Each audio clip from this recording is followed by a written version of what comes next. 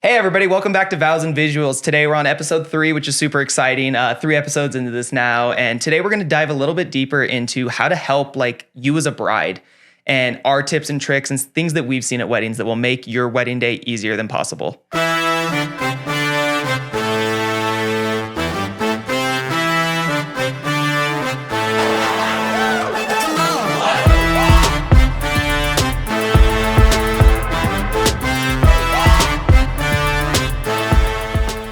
So Will, let's talk about your wedding. Let's start off by talking about your wedding over this weekend. How was that, and what was that experience like? For sure. I actually had 2. It was kind of a cool experience because working with Carson, I'm like every wedding we've been to, I've had her, even if she's not doing photo, just helping with video. I've had somebody to, talk to and a little less pressure. But Fridays was, just like a 4-hour wedding. It was my first solo wedding in so long. So definitely an experience, but it went super good. I'm really excited on the footage. It was at a cool venue here in Bozeman that, I've never been to. For all our brides out there, tell me about that venue and what venue you shot at and what you like about it, what things you would change as a videographer that you see as a creative. For sure. So it's at Star M Barn, which is up Spring Hill area. Really cool. There's a lot of barns in Bozeman, but this one really stands out to me because, it has this really big glass garage door that comes down right off the front of it. And then this really cool staircase that comes down. It's really wide, really cool. The lighting inside's a little rough. That's something I could definitely do better, in setting up more lights. But overall, I think it's just such a cool place, and the ceremony backdrop is at Bridger Mountains. It's just such a cool vibe. That's awesome. That's beautiful. For sure. And then Saturday, we went to Butte, Montana and did a Catholic church wedding. Have you ever done one of those before? No, I've done a church wedding before, but not the Catholic style. It was a 45-minute ceremony, which is definitely, a bit on the longer side. But, it was a really cool experience. I learned a lot. And, overall, really fun. And then from there, we went to a golf course and, just kind of had fun. It was one of those weirder ones where, we showed up at 10 and got done at 7:30, which was actually super nice because, usually we're not leaving till 10, 11, midnight, somewhere in there. And by the time you get home, you're just dead. And this one, my dad was at my house. So when we got home, he was there and I got to see him, spend some time with him and actually have kind of a night to, do actually things. live a life instead of just editing and shooting 24/7. Yeah, absolutely. So no, I totally get that. That's awesome though. How about your weekend? It was good. It was awesome. I actually had my second weekend of the entire season off, which has been amazing. Actually be able to sleep and just get some editing done and all that stuff. So it was super nice to be able to do that. I bet that's nice. I haven't had a weekend off in 3 months. Yeah, yeah. No, that's about how mine was before this. And it was just I was I can actually breathe. Super nice. So that was awesome. So let's dive a little bit deeper now into what can help a bride, all that stuff at our wedding day, because we see this all the time. For sure. So say that you say yes, you get engaged. What are your next steps? The thing that I've really had to understand in this industry is that most brides haven't been married before, so they don't really know what to expect. They might have been a bridesmaid or, a groomsman or whatever at a wedding and, kind of saw how it worked, but there's so many moving parts, especially in this modern time wedding industry. Back in the day, when my parents got married, that kind of thing, you had your uncle with a VHS tape recorder and your pastor from your church in your backyard, and that was a wedding. And now it's completely different. There's this whole Rocky Mountain Bride covers stuff. You have all this expectations in a sense, but don't let that pull you away from what you truly want to do. So once you get engaged, I would really say focus on what you and your significant other really want for each other, because this is your day. And a lot of times, you'll get interference from, people that are around you that are hey, let's do this, do that, blah, blah, blah. Focus on you. So step one, I think you should really, go into is find a venue, find something that you really, really like. They can be expensive. So that's definitely, you want to take your biggest expenses and book those first, because those are usually ones that book that far out in advance. So find your venue, pick a date, and from there, once you get that knocked out, find a photographer, videographer, that kind of thing. Let's jump a little bit back to the venue and talk a little bit before we jump into the photographers and all that stuff. For sure. What as a bride, groom, all that stuff, looking for a venue, what what should they be looking for in that venue besides the fact that like curb appeal, basically, where you're like, this place is beautiful. What things should you be asking the venue owners, all that stuff, to really ensure that their day is as perfect as they imagine in their head? Definitely. There is a lot of questions, and a really big thing is look at the venue's Google reviews, because we've seen some venues where like, you know, the Google reviews are like, the venue's awesome, but the owner is like shadowing us 24/7 and making us uncomfortable, like cleaning up during like the ceremony or micromanaging throughout the day even. Yeah. So, you know, you're renting this place. It should be yours to do, you know, what you want within means. So you definitely want to find somebody that you vibe with, you know, in a location that you vibe with. Maybe look at like past photographers and videographers that have worked there, and kind of just see like, you know, how those days were staged, and you can get a lot of inspiration from that too. So I think that's important. Definitely ask them like an insurance question, you know, like what their coverage is, what coverage you need to get as a couple to be able to. Yeah, and then like what they require your vendors to do, because we've been in this business for like 2 to 3 years, and not once have we been asked for insurance. And then just like out of the blue, like this one venue wants like $2 million in coverage, and that's just a lot, you know. Like I don't know what us as videographers are gonna ruin. That's $2 million, but you know it is possible. So I kind of understand that. But you definitely, you know, want to have, you know, all these questions that are underlined that maybe we're not even talking about, you know, like do you guys include like the bar service? Because there's some venues, you know, like we work at Copper Rose a lot, where they like practically require you to use their bar service, or you're not allowed to have alcohol. And so alcohol is a really big question. Catering is a big question, because you want to make sure like all your ducks are in a row before you like, you know, book this vendor and then go off into other vendors. Well, absolutely. So, you just don't want to be blindsided by your venue, because like you were saying, a lot of venues require even that you use their own catering service, and say you don't like agree with their food that they have. And I mean, everybody has their own dietary restrictions and all that stuff. So I mean, just talking with that venue and understanding really like what they require and what you want as a bride or groom. Oh, for sure. No, for sure. I completely agree. You know, and I said this a little bit ago, but definitely recommend like going through and looking at reviews. Because reviews are, you know, what people are actually like experiencing from using this place.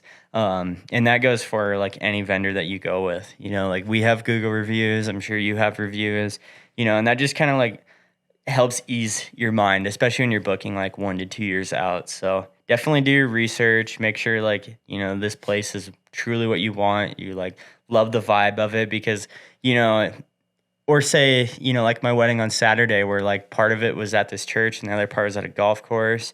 You know, you really need to make sure that like they're close enough and like, you know, whatever. And also you need to look at like packages, because a lot of venues, they'll have like a day only where you can like do your wedding stuff, and then you have to be like out and packed away and everything by like 11.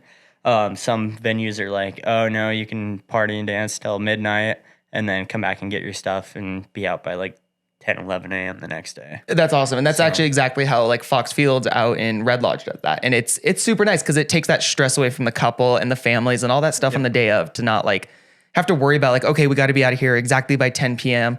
so that we can clean up by like 11 and get everybody packed. And it can create a lot of stress. So really thinking about those things and seeing if your venue offers a 2-day option, a 3-day option, even sometimes, is a way to go. Oh, for sure. I recommend. Another thing to look into is lodging. Because no matter like if you're a local, you're going to have people that are like flying in or driving in, you know, coming from places that, you know, say they're drinking and they don't want to drive back to you. Say they're from Livingston, but your wedding's in Bozeman. They don't want to drive the pass. They need somewhere to stay, you know, or even further. We do a lot of destination weddings where, you know, everybody's from like Pennsylvania or, you know, somewhere crazy. So, you know, like Copper Rose again, they have like all these little cabins that everybody can stay there. And if you rent those cabins, I don't think there's like really a restriction on how late you're there that night. That's super nice. That's like we were saying, that's super helpful for the couple, or even like we talked about like last episode, like having a bus service is a great way to be able to just allow your guests and everybody just to kind of like let loose and relax and not have to worry about that extra like liability stress of who's got keys, who's not. Oh, for sure. Because I mean, I have a great story where we were at a wedding and it wasn't a guest, but it was like a friend who decided to bartend for the couple, and she got absolutely just wasted. And it was ridiculous, because then she was trying to drive after that and we had to hide her keys, and it just caused all this stress for the bride. Yep. That was just so unnecessary, basically. Oh, for sure. Yeah, there's so many like different things to look into when it comes to a venue. And, all I can say is really, make sure that it's what you want. You do your research and, look into even the smaller details of stuff like that. And, we'll probably in the future come out with a guide, on kind of how the process works and like what questions to ask what vendor. I think that would be very beneficial. So what's another big expense or, vendor that you should book, I guess, after a venue? After a venue, I mean, how it typically goes for a lot of brides is they book their venue and then they'll go down and do their photographer, because they want to be able to show their day to everybody and have those memories captured, basically. So photographer is a great one. And some of the questions that I would always ask a photographer is starting off by like talking about their budget, because I mean, photographers, we're small businesses and we all value our work differently and based off the market and stuff like that. So really figure out your budget. I would go, if it was me personally and I was booking or like planning my wedding right now, I would create, before I even book a venue, photographer, any of that stuff, is make a budget of, okay, this is the allotted amount that we can spend without help from anybody else, basically. And then I would go, and if you're close with your parents or somebody, grandparents, something like that, who wants to help with the wedding, I would go talk to them and start your budget off, like I said, what you can afford yourself first. And then after that, talk to them about that and say, hey, are you guys willing to help with the wedding? Like, how is this going to look? And then once you have both those numbers combined, go down and be like, okay, this is the venue that I can afford. Then I can go through and be like, okay, this is the photographer that I love their style. I love all the reviews like we were just talking about. And going down and looking at like that. And some of the things, like I was saying, that I would definitely recommend for asking a photographer is starting off by their budget. Yep. And with that budget, understanding what you truly get from that, basically. Because I mean, like I said, I know photographers who are charging $10,000 a wedding, but they're only there for 6 hours and you don't get any of those getting ready shots or that grand exit. They're just there for kind of like ceremony, family pictures and portraits, and then that's it. Yep. So I definitely recommend like really talking with your photographer. And one of the things like I personally do with all my couples is I meet with them prior to booking on a Zoom call, a phone call, something like that. Because if you don't like the personality of your photographer, your whole day is going to be like ruined in a sense, because they run the day. That's what we basically say is it goes, your photographer runs your day and your DJ will run your night. Yep. So what do you recommend for? I completely agree. And, I kind of skipped over the whole budget side, but, budget is one of the most important things because, that way you like know what venues to look at, like what photographer, videographer, whatever, that you can afford. And, there's all this stuff like moving together, all these working parts, and you need to make sure that like you have allotted like the expenses where they need to go and like how you see your day. So really just look in the bigger picture, kind of create like a dream team list and like, this is what I want. This is what I can afford. Let's find like the middle of that if I can't afford all of it. So that's something really cool. But when it comes to like a photographer, there's so many, this area specifically is so oversaturated.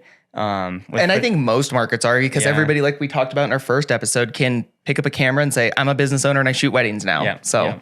Oh, for sure. So I would just be extremely cautious of, and I hate to say this, but there's a lot of like displeased brides out there because, photographers are taking this money and saying there's something they're not. And then, they just like ghost them after the wedding. Like they seem awesome on the day of whatever.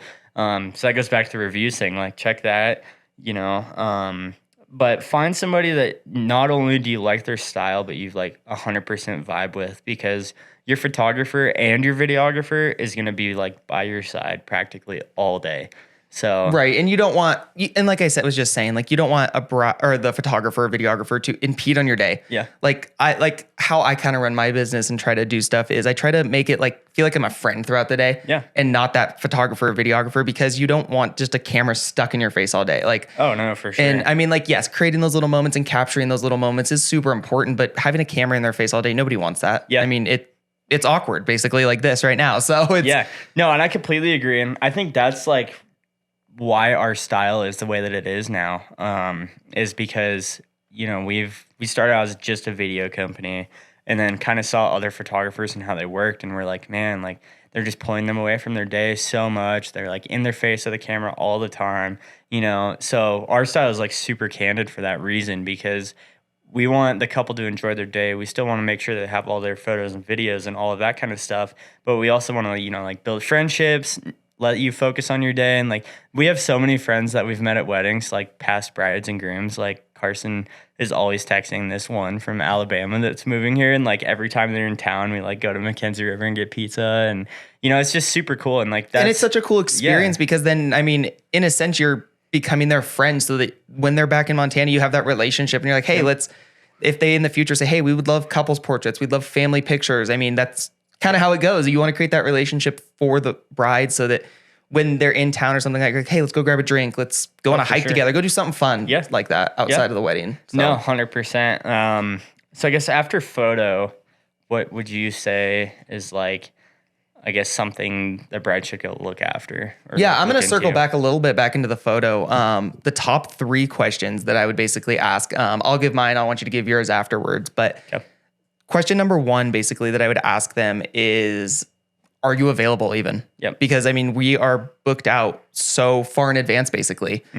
So having that, like, are you available? Seeing if they're available for your day. And then if you are absolutely in love with that photographer, like, see if you can change your date around even. Because, I mean, like I said, a lot of us are booked out a year, 2 years, sometimes 3 years in advance before this like wedding. So are you available, I think, is like the first thing I would always ask you, to be like, hey, are you available? See if that, then like we just talked about budget.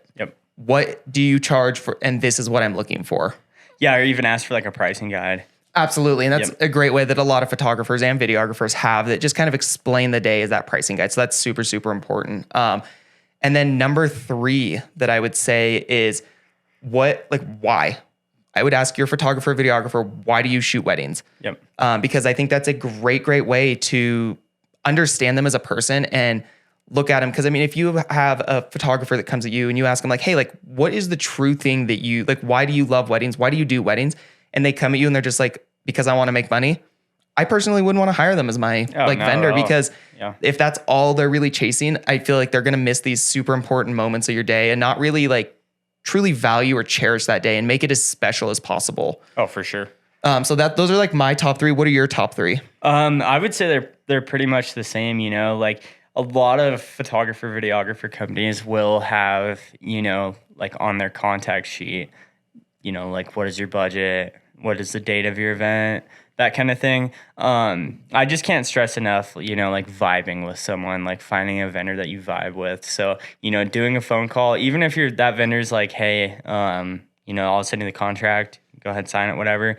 Like meet them first, even if it's a quick phone call. Highly recommend that. So, well, absolutely. Because, I mean, like I said, they could be, I mean, personally me, I am terrible at email, all that stuff. That's why I like to do the Zoom calls and all that stuff with my clients.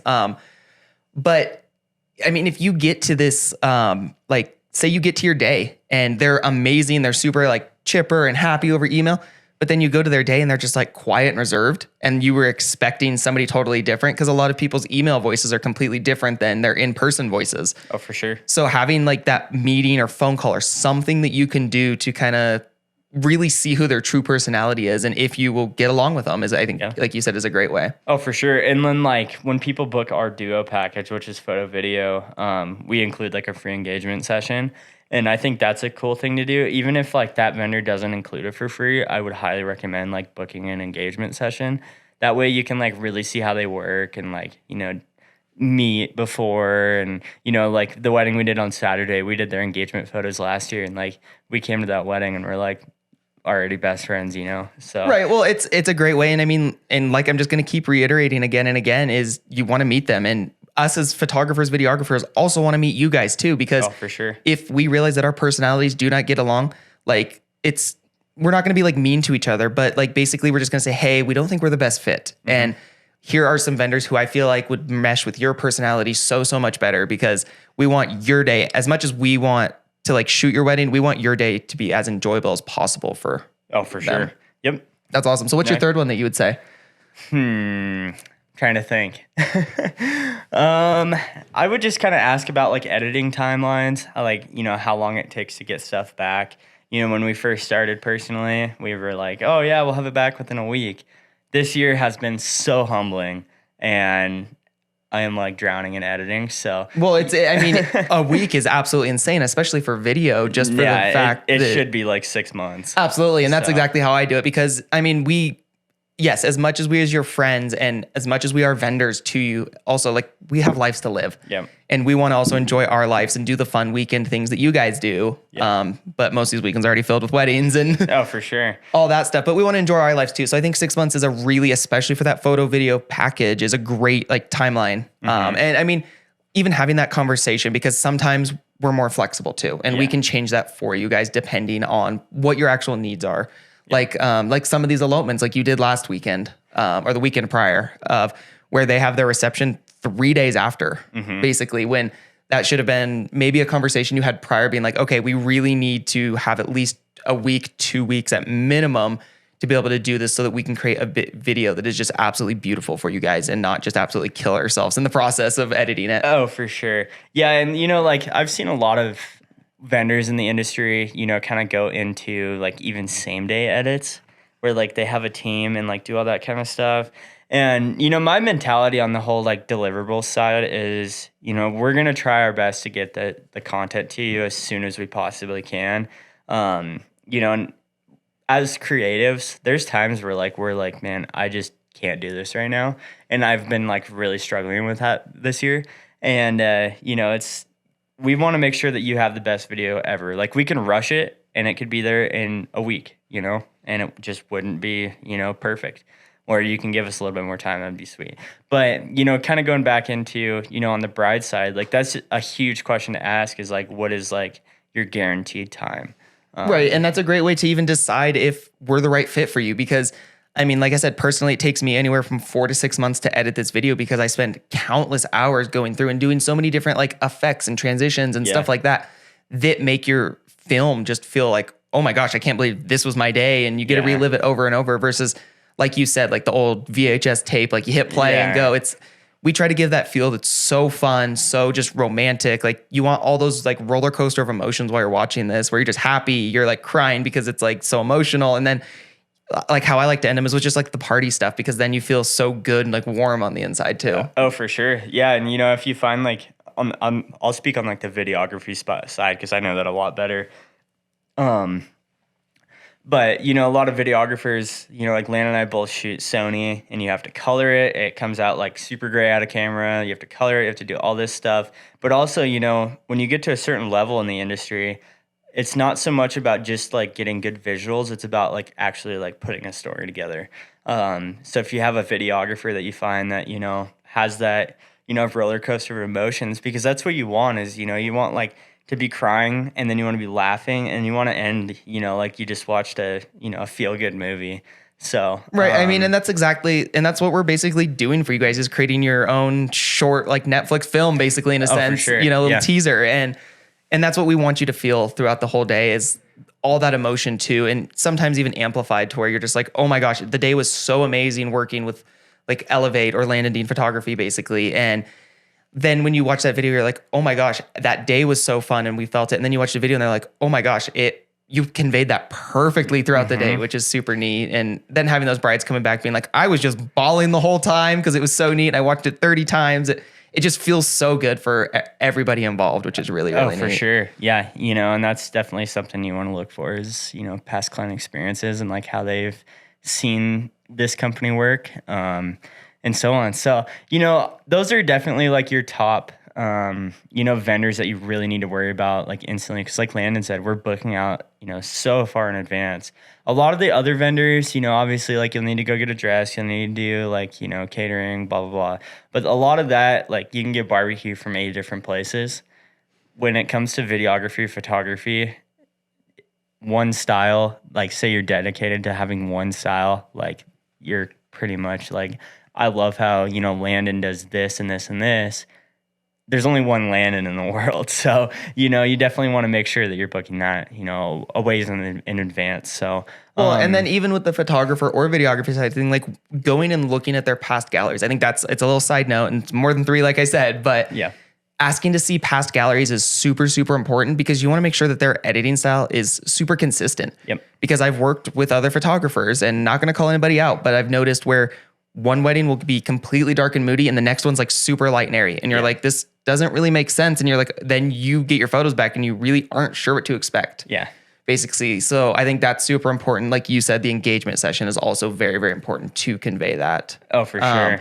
And then one other vendor that I wanted to bring up that I think is super important is your DJ. Yep. DJ is so dang important, especially as a videographer. So absolutely. I mean, because we're talking like we put these vows from ceremonies and we talked about it last episode, like having a lavalier mic and all that stuff of backups. But sometimes we like to use the recorder from the microphone that they have. And if that audio is just absolutely terrible, it's one can be terrible for your guests. Yep. I mean, nobody wants to listen to crappy audio. It's terrible. Yep. So having a DJ that has really good equipment is super, super important. I would almost say it's more important for a DJ to have higher end equipment than it would be for a photographer or a videographer. Oh, for sure. In that point, because we can create stuff with our cameras, even if they're lesser cameras that still look beautiful, but those DJs, like they're there for that night. And then it just can really ruin the day and put a damper on the day. No, and I completely agree. And we've been to, a handful of weddings where the bride and groom are like, we're just not going to spend the money on a DJ. We're just going to go on, like Amazon or something and buy a speaker. And then,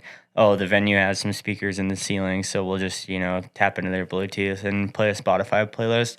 But, and Landon was telling me this earlier is like, your photographer runs the day, the DJ runs the night. And, that can't be any more true than, because like the DJ, they're announcing you in, they're, structuring the whole night, making sure that everything's on track, telling your guests, okay, this table's going to food, that kind of thing. So, having a really good DJ is awesome. And like, we just did this wedding in June and like the DJ, the bride and groom were very upset about this. So, I feel like I can talk about it. But the DJ, showed up and he had like a wife beater on and like this like button up shirt that was all stained and like looked like he had probably not gone to bed the night before. And, he like said the wrong names and like played the wrong songs. And like, it was just an absolute disaster. So, and it was a company that, like kind of subcontracts out other DJs to work for him with their equipment. And like the equipment was great, but like the guy that was running it just wasn't amazing. So, well, and that's what we're saying, like personalities, like you want to know these vendors. Yep. Like there's a few of them that you don't need to know their personalities 100%, like your caterers and stuff like that. But your DJ, your planner, all those things, you want to know their personalities because like you said, like if a DJ shows up and he's in a wife beater and a stained shirt and you have this like $100,000, $200,000 wedding and then he shows up in that, it's going to put such a damper. Oh, for sure. And even like a $30,000 wedding. Absolutely. Like anything, like I can't stress how much like good audio, even on the day of, good audio for a video is like on our end of things. And that's something to look for in a videographer. But good audio on the day of, we've done weddings where it's like super blown out and like you can't even understand what they're saying. Like, no, I could go on and on and on. Yeah. No, it's absolutely terrible. And I mean, like I said, and maybe even these questions the 3 questions that I would ask a DJ too is, will you play songs at request? Yeah. Because some of these DJs show up with just preloaded, like basic wedding songs, like the Cha-Cha Slide and, and Copperhead Road and exactly. And then Apple Bottom Jeans and it's like, okay, yeah, those are really fun and they're great to mix in. But if that's like what they're playing, like I worked with a DJ a few weeks ago and he had that preloaded one. He was able to pull up some songs by request, but like, it was just very like, he just sat there and didn't mix any audio. He didn't do anything like a real true DJ would do basically. Oh, for sure. So it was really awkward and nobody was dancing. And then I think the next question that I would ask that DJ would be like, are you actually mixing the songs or is this just on an iPod basically with a board and you're hitting play? Yep. Which can be fine. It really comes back to that whole budget thing. And there's so many, like I said, I've said this like 5 times, but there's so many moving parts. Budget is key and budget really, like sets how your day is going to go. I hate to say it because it shouldn't be that way, but money is like obviously the number one thing in a wedding planning. So absolutely. And then, I mean, I think another thing that I would ask the DJs too is how well are you honestly at reading a crowd? And maybe even asking, like, kind of joke around with them. You don't have to be so blunt with them where you're like, can you read a crowd? All that stuff. But just asking and be like, I want a DJ who can actually like understand my crowd, run that crowd. Yeah. And is that something you're going to be doing while emceeing and announcing like fun things throughout the night and not being super monotone? Because I've worked with DJs also who are just like, and now we're cutting the cake basically. And it's just like so awkward. And you're like, what is going on? Versus like, we worked with this one DJ up in Sealy Lake, and he was amazing. He literally had one of the most beautiful voices ever. He starts singing a song. No one even knew he was singing because it was that good. He's like mixing, he's DJ. It was just like such a great experience. And he brought so much energy to that day, even to the point of being like introducing like the speeches. He like had a little like one-liner fun joke and everybody laughed, and then introduced and everybody's clapping. And for sure. Having all that is so important instead of just having like the 18-year-old kid who's sitting back there like, I don't know really what I'm doing with any of this stuff. So really understanding that DJ and talking with them is super important. Oh, for sure. And that also goes into like, how your day is going to be portrayed as a videographer too. Because if you have a DJ that's just playing, like the run-of-the-mill songs, like not many people are probably going to be on the dance floor. But if you have a DJ that's awesome and, he's really hyping people up, reading the crowd, seeing when the time's right, and, kind of going from there, like, those rowdy dancing scenes, they just make a wedding video. Well, they're fun, and and like we said, I think we both kind of do this, is end our films with that dancing, because if there's no dancing at the end, like, yeah, you can throw in portraits and stuff, but with that dancing, it just brings so much energy with the like crescendo of the song. You're having so much fun, and then you can end it with like a few portraits or something like that to really give you that last, like, you're like super hyper and like, oh, this looks like super fun, and then that warm feeling, and then it just kind of ends off, which is super neat. Yeah, I completely agree. And there are so many other vendors that, we could list off and that kind of thing. We could even split this into 2 episodes possibly if you guys would like us to, and kind of go more into the weeds on like catering. And, Carson has this cupcake company that she's like in love with. I swear every wedding she's like trying to like use the gimbal to go steal them and stuff. But, it'd be kind of a shorter episode today, but let's go into like a Reddit story and, kind of go over a couple things, and Absolutely. Let's jump into it. Sweet. All right, Lando, you ready for some Reddit stories? Let's jump right into them. We got a good one today. All right, for sure. So this one's under the subreddit r wedding planning. It's posted by, Wedding V, and it was just posted 5 hours ago, so fairly new. Juicy. Probably from this last weekend. Already has some likes and stuff, so let's get into it. So this user says, my wedding was this past Saturday, so no pics yet.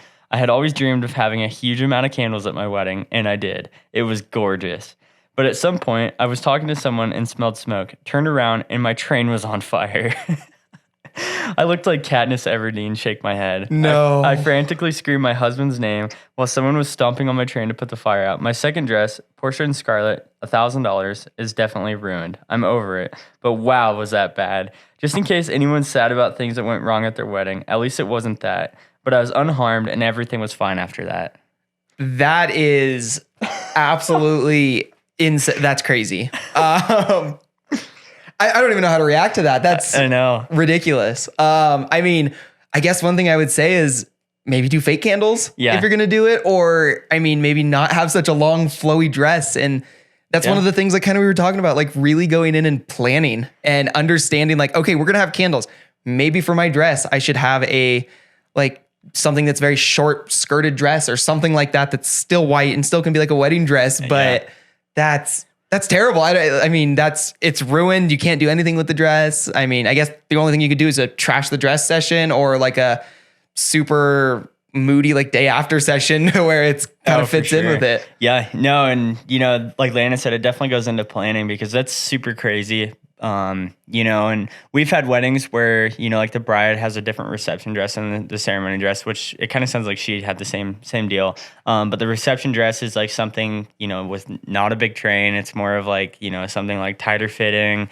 That way you can like dance and be comfortable and that kind of thing. So if you're going to have, like over and above amount of candles, that's something to look into is like, something that's not going to fly around and do stuff like that because, and that's just one thing I've learned in life is like always predict the unpredictable in a sense, like stuff like that can happen and not every wedding day is perfect. There's always stuff that goes wrong. There's actually a lot even behind the scenes that brides don't even know that we take care of because our world kind of turns into wedding planners in a sense. And I completely agree. And, and it didn't ruin the day. Everything's fine. Something happened.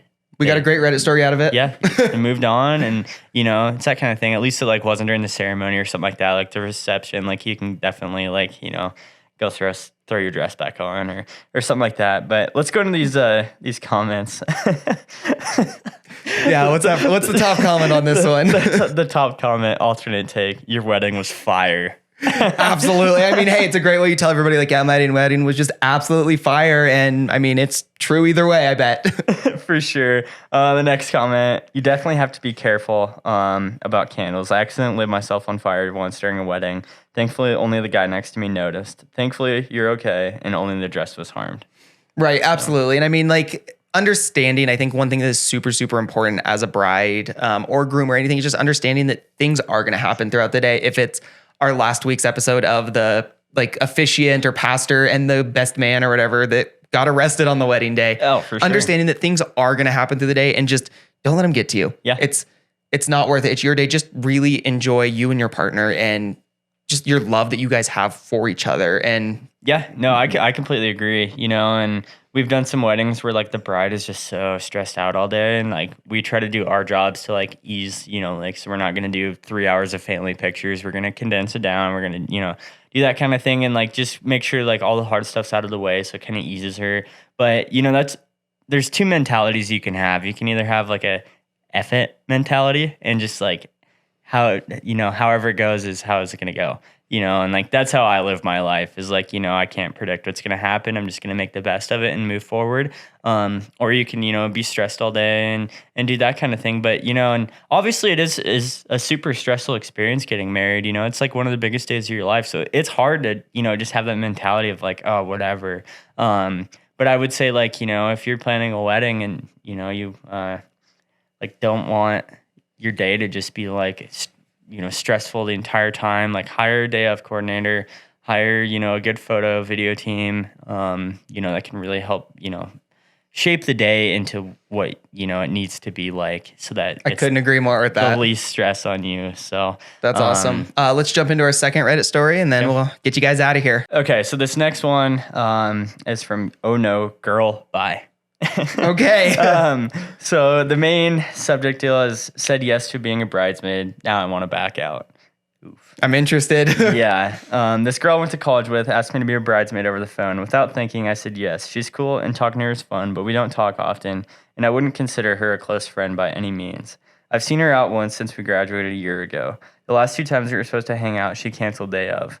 We have a couple different values that are preventing me from wanting to grow the friendship. I'd still like to keep her as a friend, but I just don't feel like spending more money than any other wedding guest would spend, and I don't want to have bridesmaid duties. I don't want to force myself to do this when I'm not excited about it in the slightest. It's not fair to me or her. She deserves someone who genuinely wants to be there. That being said, I hate hurting people's feelings. Is there a way I can tell her that I can't be a bridesmaid without hurting her terribly? I have a full-time job, and I can afford it, but I could just say that my car lease and student loan payments are more than I can handle or something. I need to do something soon because right now I'm in a bridesmaid group chat and haven't said a thing. What do I say? Am I the worst person ever? No, I think honestly, one of the biggest things, and I think that I would tell her is just really to be like, I value our friendship so, so much. And I personally don't think me being a bridesmaid is going to not like make your day worse, but it could cause stress throughout the day and all that stuff. And I feel like I want your day to be as best as possible. And I want you to be as happiest on possible. So I just won't do it. I think that would be the best thing. I mean, I know girl relationships are a lot different than like guy relationships where you could just be like, dude, it's a wedding. I don't want to be there. Yeah. I think just really talking to her and being like, I think personally, I'm just not a good fit. Yeah. And I still value our friendship so, so much because I mean, if she's stressed throughout the day, it can portray onto the bride. It can portray to the other bridesmaids, groomsmen, all that stuff. Oh, for sure. No, I can agree more. And I think this goes really well with like wedding planning because, like we've seen weddings where, you have like 10 bridesmaids and 10 groomsmen and like all this stuff. You don't need that. You need like your closest friends, whatever. You like 3 or 4, perfect. But when you go to pick like who's going to be like bridesmaids, groomsmen, you definitely want to pick like, people that you're really close with, but also are like very stable in good positions, that aren't going to back out on you because that goes into what we were just talking about, stress. You want to make sure it's as stress-free as possible. And you want to make sure that like the people that are, you know, a big part of your wedding day are in the right mentality, you know, wanting to elevate your day basically even farther and make it more fun for everybody involved. And even bridesmaids, like maid of honor, all that stuff tend to also like fix problems throughout the day that could happen. And I mean, having those people is super important, like you were saying, and understanding too, like they're also the financial place that they're in. Yeah. Because being a bridesmaid's not cheap. No, absolutely. I mean, if you're a bride who can't afford your bridesmaids' dresses for you, then awesome. And do that for them. I think that's great. But a lot of brides do have their bridesmaids pick out their own dresses, or at least pay for their own dresses in that sense. Yep. So I think that's super, super important. Yep. No, I completely agree. And, you know, and really gauge out like who you're having with you, because, you know, a lot of people are in different, you know, places in life, and, you know, a $500 dress to one bridesmaid might be, you know, $1 million to a different bridesmaid. You know, $500 is a lot. So let's kind of go into the comments and, you know, kind of see what people are saying. As a bride to be, trust me, it's better to be honest now and back out while it's not going to sting as much. I'd say honestly, honesty is the best policy, in that you just need to say that you're not in a position to commit the time and are concerned about the financial aspect, but are very grateful she wanted you to be in the bridal party and offered you a place. But privately message the bride, don't do it in the main group chat. Absolutely. I mean, she basically summed up exactly what we were saying in that. I mean, Reddit always has the advantage because they get to like sit down for hours and actually figure out what they're going to say. But they said it in the more condensed version of absolutely just have that conversation one-on-one. So then, I mean, because if you start doing this and you decide to back out a month before the wedding, that can be just catastrophic for the bride and everybody involved and everybody freaking out and cause bad like tension and stuff like that. So doing it as soon as possible would be the best thing. Oh, for sure. Yeah. You know, and like in the bride's position, you know, if I was a bride, I would just, you know, as long as it's not a month prior, you know, just making sure that like you communicate with your bridesmaids, make sure that they're doing okay, like throughout the whole planning process. Still be that friend to them. Yeah, because ultimately, like, they're here to support you, but like you as a leader, in a sense, need to make sure that like they are taken care of and they're not stressed, because if they're stressed, you're gonna be stressed. So, you know, I just can't stress communication with, you know, even any vendor. Like we've had, you know, some weddings where like some brides, they'll reach out to us like on a monthly basis, and some like we'll go a year without talking to them. You know, and then it's just like a million questions. So highly recommend like communication with every single part of your wedding. You know, create a book or like a planning guide, you know, that has everybody's phone numbers, everybody's emails, like, you know, locations. Yeah, all of that kind of stuff. And then just keep a tally on like, oh, I communicated with them here. This is what we talked about, you know, that way, because there's so many moving parts. And that's something that like I even struggle kind of in my business, is like we have so many moving parts going, you know, 45 weddings a year, like trying to keep in constant contact and emails and that kind of thing. Like there's times I get forgetful, and, you know, I've started to kind of create a guide. And I think that that's one of the most beneficial things you can do as a bride, to, you know, stay organized, stay planned, and, you know, kind of go from there. So.